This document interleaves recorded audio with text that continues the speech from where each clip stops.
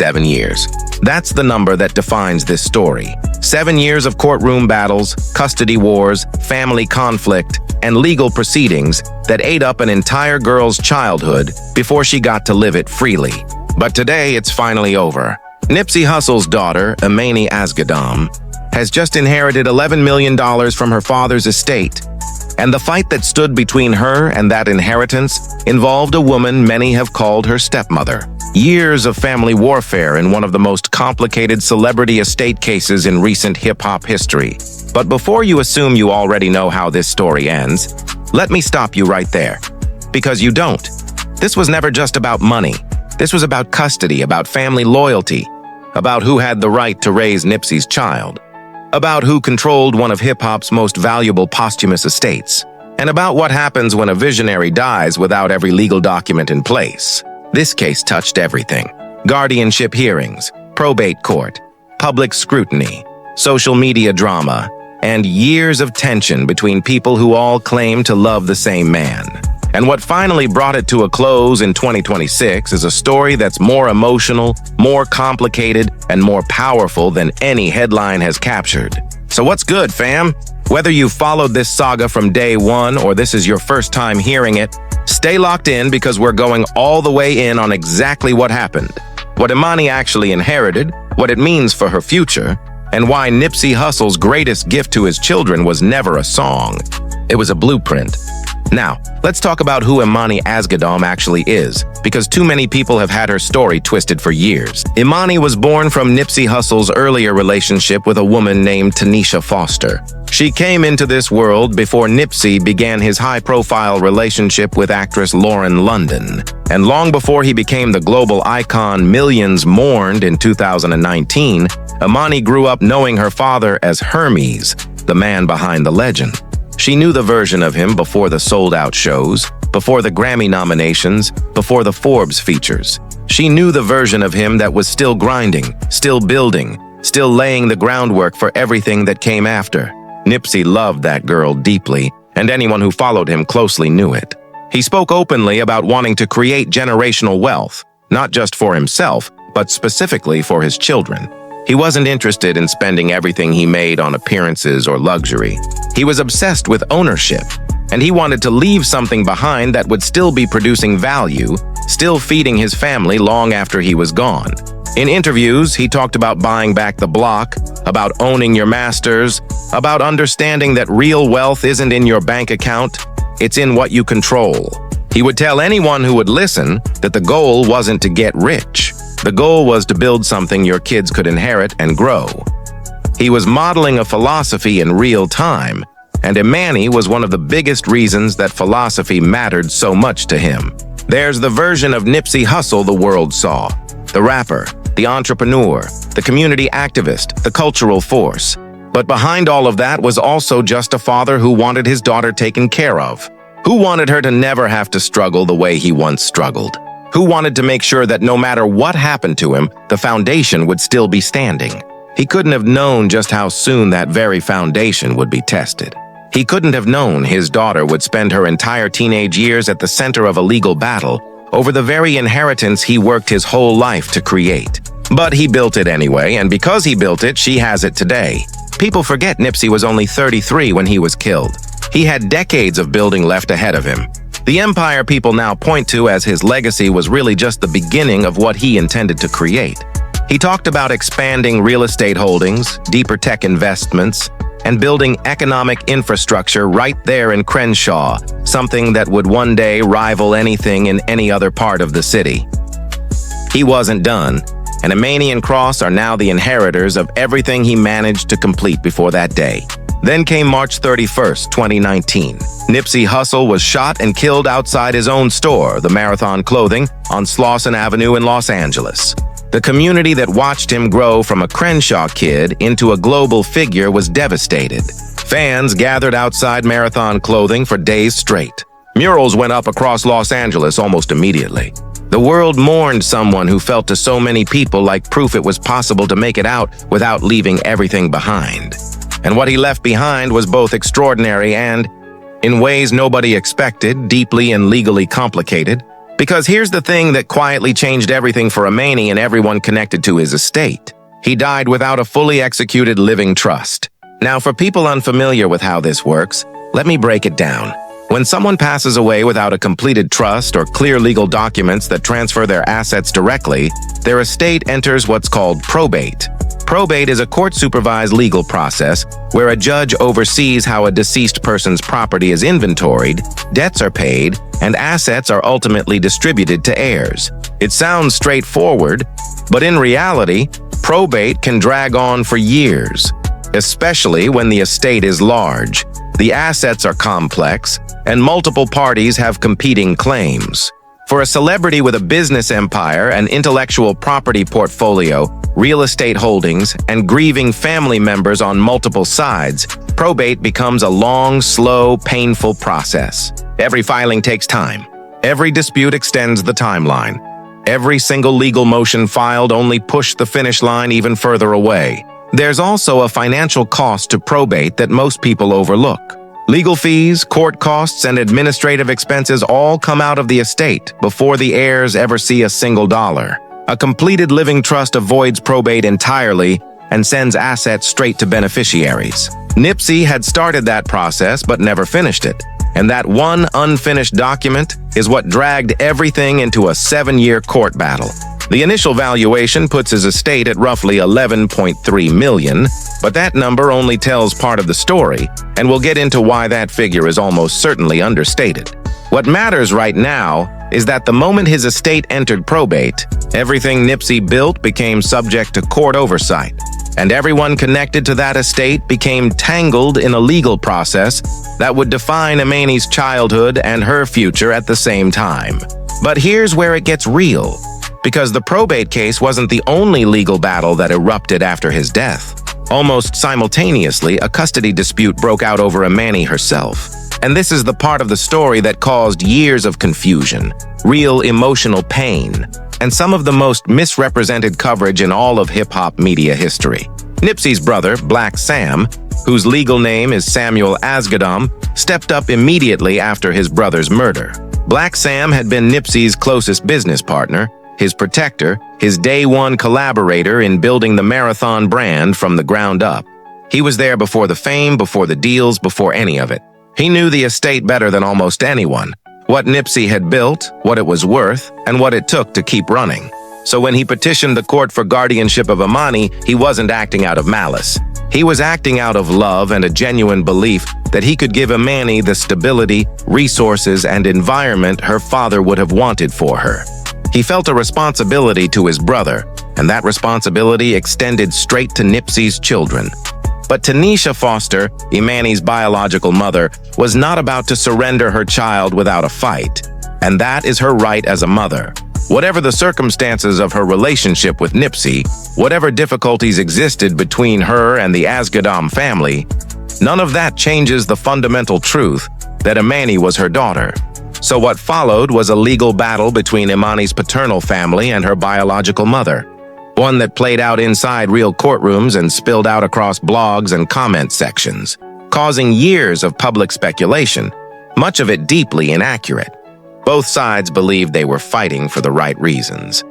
And while they fought, Emani was growing up, moving through middle school, then high school, becoming a young woman with all of this unfolding quietly in the background of her life. Now, here's something important to understand about the title of this story. When people refer to the stepmother, they're largely referring to the broader conflict between Emani's paternal side of the family and Tanisha Foster, framed through the lens of Nipsey's household, his legacy, and the woman who in many fans' eyes represented that household, Lauren London. And that framing, while emotionally understandable, is legally inaccurate. Lauren London was never Emani's stepmother in any legal or even traditional sense. Lauren and Nipsey were together, and yes, they have a son together, Kross Asghedom, who is Nipsey's younger child. But Lauren's legal involvement in the estate centered entirely on protecting Kross's interests, making sure her son received his rightful share of everything Nipsey left behind. Lauren and Emani's situations were separate legal tracks running through the same courthouse. The headlines that kept dragging Lauren's name into the middle of Emani's custody battle were generating clicks by manufacturing a conflict that was never rooted in the actual court record. The real tension was between Tanisha Foster and the Asghedom family, and that distinction matters because it shaped the way people misunderstood this story for years. Now, let's talk about Black Sam's role in all of this because it was enormous and it deserves to be fully understood. After being named administrator of Nipsey's estate, he took on a responsibility most people wouldn't fully appreciate from the outside. Managing a celebrity estate in probate isn't just about keeping accounts organized. It means making active decisions about how to preserve and grow a complex portfolio of assets while legal proceedings are still ongoing. It means dealing with vendors, business partners, legal counsel, creditors, licensing requests, and a grieving community all at the same time, all while processing his own loss. And that loss was real. This wasn't just a business transaction for Black Sam. This was his brother, his blood, the person he had built everything with. Despite all of that, Black Sam kept Marathon Clothing running. He oversaw Marathon Studios. He worked to protect Nipsey's music catalog and the intellectual property surrounding the Nipsey Hussle brand. He navigated licensing deals, preserved business relationships, and made sure the commercial machinery Nipsey had built didn't fall apart while the courts figured out what came next. He was on the front lines every single day, making sure what his brother built didn't collapse under the weight of legal chaos. And through all of this, he remained publicly committed to honoring Nipsey's legacy, not just as a grieving brother, but as the steward of everything Nipsey had worked for. The real twist, though, is what happened over time between Black Sam and Tanisha Foster. Because the very years that created so much conflict also quietly created something unexpected: the gradual possibility of resolution. Legal battles that begin as all-out wars sometimes evolve slowly and painfully into something closer to negotiation. The longer a case drags on, the more everyone involved starts to understand what they're actually fighting for and what it's costing them to keep fighting. Both sides had attorneys. Both sides had losses. But at the center of all of it was a little girl who needed stability more than she ever needed courtroom victories. A little girl who was growing up while the adults in her life argued over who got to be there for her. By early 2025, something shifted. After years of litigation, Black Sam and Tanisha Foster reached a custody settlement. The exact terms weren't made public in full detail, but the spirit of the agreement was clear. Emani's welfare came first. And then came the moment nobody who had followed this story could have predicted, not even a few years back. Black Sam and Tanisha Foster appeared together publicly to celebrate Emani's high school graduation. Together, not in front of a judge, not through attorneys, standing at a graduation, smiling for a young woman who had spent her entire adolescence at the center of a legal storm and had come out the other side ready to step into adulthood. That image meant something. It told the world that whatever had divided them, and it was real, and it was painful, and it lasted years, had finally given way to something far more important. The war was over, and what replaced it was a unified commitment to Emani's future that does not happen without real sacrifice from both sides. Now fast forward to July 2026. After all of it, the years of probate proceedings, the custody hearings, the legal filings, the family tension, a Los Angeles Superior Court judge officially approved the closure of Nipsey Hussle's estate. 7 years after his murder outside the Marathon clothing store, the legal process that began with his death finally reached its conclusion, and the ruling was exactly what Nipsey's philosophy of family and generational wealth would have demanded. The estate was divided equally between his two children, Emani Asghedom, now 17 years old, and Kross Asghedom, just 9 years old. Each received 50% of their father's estate, both children treated equally, provided for together. And according to court documents, that payout came in the form of both cash and other assets. The exact dollar amount paid out to each child was sealed by the court. So while the estate was estimated at around $11 million, the precise figures distributed to Emani and Kross were kept out of the public record. What the court did confirm is that both children received their equal share and that the distribution has been fully completed. But let me break down what the asset side of this inheritance actually looks like in practice. because the cash is only part of it. What Emani and Kross also received is a portfolio, a living, breathing collection of assets that could generate revenue for decades if managed correctly. And we know some of what that includes, because Black Sam himself listed it in the court documents. According to those filings, the estate included a 2012 Chevy Suburban and interest in various businesses, including the Marathon Clothing Company and various trademarks. Now let that sink in for a second. Because buried in the legal language of a probate filing, right next to a truck, is an ownership interest in one of hip-hop's most culturally significant brands. That contrast tells you everything about how probate court sees assets versus how the real world values them. A court document treats a Chevy Suburban and a globally recognized brand with the exact same clinical language. But those two things are not the same, and the children who inherited them know the difference. Think about what Marathon Clothing actually represents. Nipsey built that store from a pop-up into a destination. It isn't just a place where people buy clothes. It is a monument to his vision, his community, and his refusal to let anyone else tell him what his neighborhood was worth. It draws visitors who aren't just purchasing merchandise. They are participating in Nipsey's legacy. They are making a pilgrimage. The brand equity attached to Marathon Clothing is worth far more than anything a court inventory could ever capture on paper, and it keeps growing every single year because the story behind it resonates. Then there are the trademarks, the intellectual property surrounding the Nipsey Hussle name and likeness. Those trademarks cover merchandise, licensing, brand partnerships, and any commercial use of his image or name. Every time his likeness appears on a product, every time a company wants to associate itself with his brand, every time a documentary or project requires the use of his name commercially, those trademarks generate revenue. That revenue now belongs to his children. Emani and Kross own a piece of that for life, and there is no expiration date on what it could produce. Add to that Nipsey's music catalog. He independently owned his music, and he understood earlier than most of his contemporaries that controlling your masters is where real long-term wealth lives. His catalog includes Victory Lap, his Grammy-winning major label debut, plus years of mixtapes, collaborative projects, and features that stream consistently every single month across every major platform. Every stream generates royalty income. Every sync license for a film, commercial, or television show generates licensing revenue. Every anniversary of his passing, every tribute performance, every viral moment that sends fans back to his music, all of it flows back to the estate and, by extension, to his children for years to come. This is why many analysts believe the $11.3 million probate valuation significantly understates the true long-term value of what Nipsey built. Probate courts value assets based on what they're worth at a specific moment, using established legal frameworks. But the real value of a music catalog, a brand, and a cultural legacy isn't captured in a court filing. It unfolds over decades, and Emani and Kross are now positioned to benefit from every year of that unfolding. Now let's talk about Lauren London's specific role in how this concluded, because this detail matters, and it got almost no attention.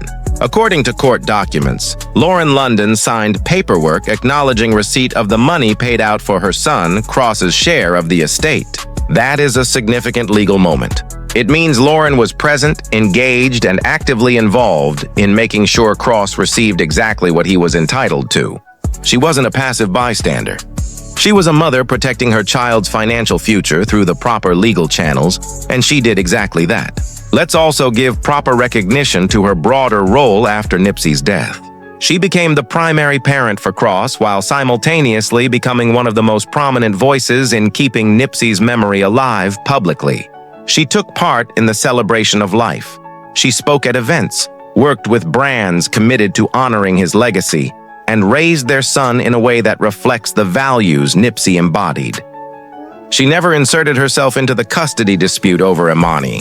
She stayed in her lane, protected her son, and honored the man she loved.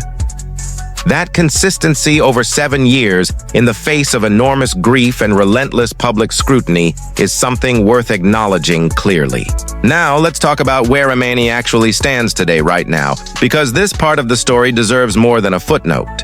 She is 17 years old. She just graduated high school. She is entering adulthood with a financial foundation most people her age could never imagine, and she is doing it with both sides of her family now standing behind her, rather than fighting over her. Throughout all these years of legal proceedings, Emani largely stayed out of the spotlight. She wasn't paraded in front of cameras. She was just a kid trying to grow up while a court case with her name on it worked its way through the system. And there is something powerful in the fact that she managed to come through all of that intact. What she does next is entirely up to her. Whether she steps into a public role connected to her father's legacy or builds something entirely her own, she now has the resources and the freedom to choose. And that choice itself, after 7 years of uncertainty, is the greatest inheritance of all. Now here's what I really want you to sit with. The concept of generational wealth Nipsey preached, the ideology he articulated in interviews, in his music, in his business decisions, that wasn't just talk. He actually built it. He bought commercial real estate in South Los Angeles at a time when many people told him he should be thinking bigger or moving somewhere else. He stayed in his community deliberately, arguing that investing in Crenshaw was itself a revolutionary act. He created employment for people in his neighborhood. He partnered with tech companies, with healthcare initiatives, with community organizations. He invested in co-working spaces in the hood. He was trying to prove that economic empowerment could happen from the inside out, that you didn't have to leave your block to build something lasting, and that what you built could outlive you if you built it right. Before his death, Nipsey's major assets included the Marathon clothing store, his independently owned music catalog, commercial real estate investments in South Los Angeles, ownership stakes in various business ventures, brand partnerships with companies ranging from Puma to tech startups, and the intellectual property surrounding his name and likeness. These weren't passive assets. They were active enterprises. They required daily management, strategic decision-making, and ongoing investment. Black Sam carried that responsibility seriously for 7 years. And now the children those assets were always meant to serve are officially their beneficiaries. For fans who have followed this story, the significance of this resolution goes far beyond celebrity news. This is about whether a murdered father's vision for his children came to life. And the answer, after 7 years of doubt and difficulty, is yes. Nipsey built something real enough to survive his absence. His estate generated value through years of legal uncertainty. The structures he put in place, imperfect as they were, incomplete as his trust was at the time of his death, still produced an outcome that provided for both of his children equally. That is a testament to the strength of what he built and the people who fought to preserve it. And here's what I want you to understand about the arc of this entire story. It did not end in conflict. It ended in cooperation. Black Sam and Tanisha Foster went from opposing each other in a custody courtroom to sitting together at a high school graduation.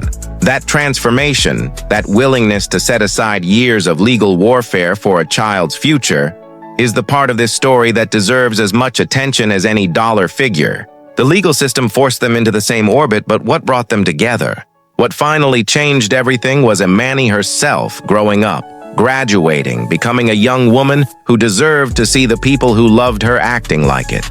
And now in July 2026, with the estate officially closed and the inheritance officially transferred, both Emani and Kross stand at the beginning of their lives with something extraordinary behind them and something even more extraordinary ahead. A 17-year-old and a 9-year-old who now own pieces of businesses, receive royalties from one of hip-hop's most enduring catalogs, and carry a name that carries weight not just as a brand, but as a philosophy, a commitment to ownership, to community, to building something that lasts. Real talk. There is no version of Nipsey Hussle's legacy more true to who he actually was than this outcome. Not the awards, not the accolades, not the murals, not the documentaries, as meaningful as all of those things are. The truest expression of who Emani Asghedom really was is that 7 years after someone took his life outside the store, he built with his own hands. His daughter and his son are officially the owners of the future he envisioned for them. That's the Marathon. And after all this time, his children are finally running it. So here's the real question. After everything Emani has been through, where do you think she goes from here? Drop your thoughts below, we actually read them. And if this story hit you, check out the video on screen. We've got more stories just like this one that deserve to be told the right way.